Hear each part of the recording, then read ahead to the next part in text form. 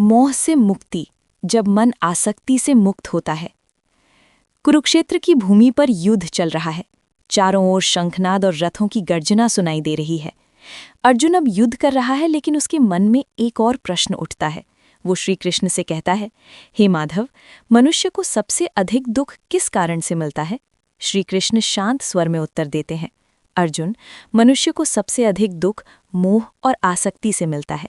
जब मन किसी वस्तु, व्यक्ति या परिणाम से अत्यधिक जुड़ जाता है, तब दुख का जन्म होता है। हे श्रोताओं, यही सत्य हमारे जीवन में भी दिखाई देता है। जब हम किसी चीज़ को मेरा समझकर पकड़ लेते हैं, तब उसके खोने का डर पैदा हो जाता है, और वही डर धीरे धीरे दुख बन जाता है। श्री कृष्ण कहते हैं, अर्जुन, इस संसार में सब कुछ परिवर्तनशील है। जो आज है वो कल बदल सकता है। एक छोटी सी कहानी सुनिए। एक साधु नदी के किनारे बैठे थे। उनके पास एक सुंदर मिट्टी का घड़ा था। एक दिन उनका शिष्य बोला, गुरुदेव, ये घड़ा बहुत सुंदर है, आप इसका बहुत ध्यान रखते हैं। साधु मुस्कुराए और बोले, मेरे लिए ये घड़ा पहले से ही टूटा हुआ है। शिष्य आश्चर्य से बोला, कैसे? साधु ने कहा, क्योंकि मुझे पता है कि एक दिन ये घड़ा टूट जाएगा, इसलिए जब तक ये मेरे पास है मैं इसका उपयोग करता हूँ, लेकिन इसके टूटने का दुख मुझे नहीं होगा। हे मित्रों, यही गीता का रहस्य है। जब हम चीज़ों को अस्थायी समझते हैं, तब मन हल्का हो जाता है। अर्जुन फिर पूछता है, हे कृष्ण, क्या इसका मतलब ये है कि हमें किसी से प्रेम नहीं करना चाहिए? श्री कृष्ण मुस्कुराते हैं और कहते हैं, नहीं अर्जुन, प्रेम करो, पर आसक्ति मत रखो। प्रेम स्वतंत्रता देता है, जबकि आसक्ति बंधन बन जाती है। सोचिए, जब हम किसी से सच्चा प्रेम करते हैं तो हम उसकी खुशी चाहते हैं, लेकिन जब हम आसक्त हो जाते हैं तो हम उसे अपने नियंत्रण में रखना चाहते हैं।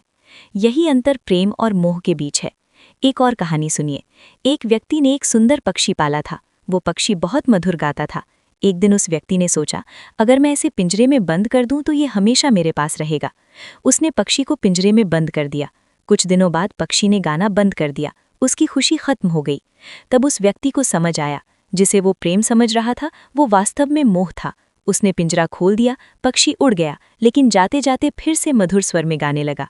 हे श्रोताओं, जब हम किसी को स्वतंत्र रहने देते हैं, तभी सच्चा प्रेम जन्म लेता है। श्री कृष्ण अर्जुन से कहते हैं, जो व्यक्ति मोह से मुक्त हो जाता है, उसका मन शांत हो जाता है। वो हर परिस्थिति में संतुलित रहता है। याद रखिए, इस संसार में सब कुछ बदलने वाला है। संपत्ति, संबंध, परिस्थितियां सब समय के साथ बदलते हैं। इसलिए इन सब के बीच रहकर भी मन को स्वतंत्र रखना ही सच्ची बुद्धिमानी है।